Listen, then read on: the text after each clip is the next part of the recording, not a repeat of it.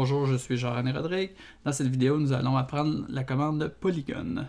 Commande qui va nous permettre de dessiner des polygones réguliers, donc des triangles équilatérales, des carrés, des pentagones, des hexagones, etc.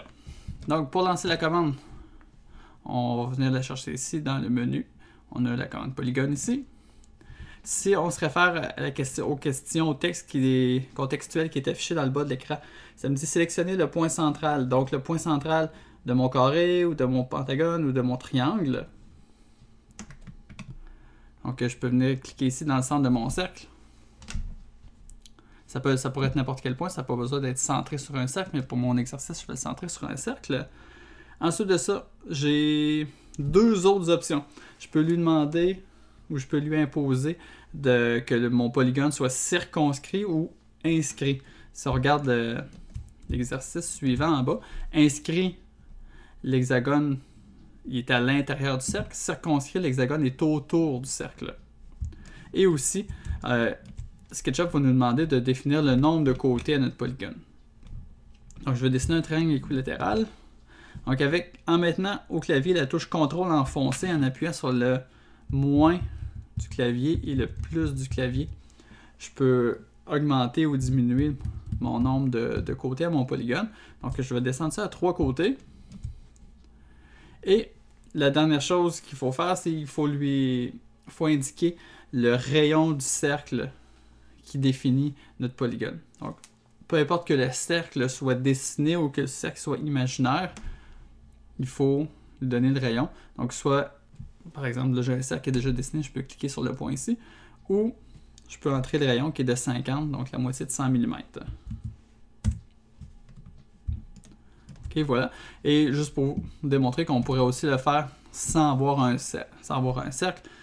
Donc, j'ai défini à 3 côtés. Mon polygone est inscrit, donc je peux entrer 50 pour le rayon. Et voilà, le cercle n'est pas nécessaire. Donc si je désire dessiner un carré, simplement appuyer au clavier CTRL plus et entrer mon rayon de 50. Et si je veux aller avec un polygone, je vais faire CTRL plus une autre fois. Enfin un pentagone que je voulais dire. 50 pour le rayon, suivi de la touche entrée. Ensuite de ça, la différence entre inscrit et circonscrit. J'ai toujours la commande polygone qui est active. Je viens chatouiller là, mon cercle pour que mon centre devienne aimanté. Donc maintenant je peux cliquer sur mon centre. Je vais faire CTRL plus pour avoir un hexagone comme dans mon exemple. Dans mon exemple, lui de gauche, le premier, je dis que je vais avoir un hexagone qui est inscrit. Donc si vous portez attention à l'hexagone qui est temporaire, qui est tracé, là, qui suit mon crayon, là, qui est en bleu assez clair, qui passe par chacun des semelles de cet hexagone-là, j'ai un cercle en trait pointillé très pâle là, qui suit le crayon. Si j'appuie sur la touche CTRL, mais mon hexagone par rapport au cercle qui est en pointillé, il va changer. Il va être soit à l'intérieur, donc l'hexagone est inscrit, ou il va être à l'extérieur du cercle pointillé. L'hexagone à ce moment-là va être circonscrit. Donc qu'est-ce que ça va changer dans notre définition de la mesure de l'hexagone, ou même chose avec n'importe quel autre polygone. Si l'information que je connais, c'est la distance entre le centre et un sommet, je veux que mon hexagone soit inscrit. Et si ce que je connais, c'est la distance entre le centre et le milieu d'un des segments, donc je vais vouloir que mon hexagone soit circonscrit. Donc dans mon premier cas, je veux qu'il soit inscrit. On va rentrer un rayon de 50, toujours la moitié du diamètre.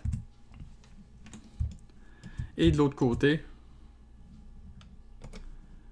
je vais appuyer sur CTRL pour imposer un hexagone qui est circonscrit. Je vais entrer mon rayon de 50.